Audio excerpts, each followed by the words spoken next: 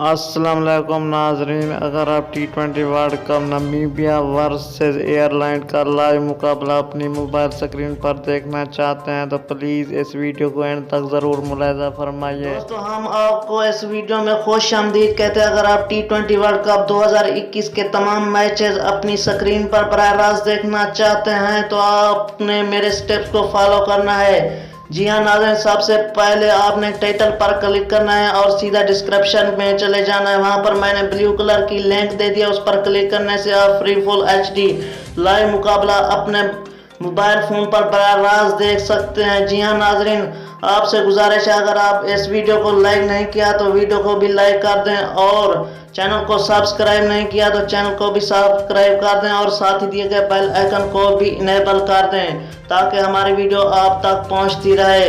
और comment box में प्यारा सा लाइक भी लिख दें। Thanks for watching.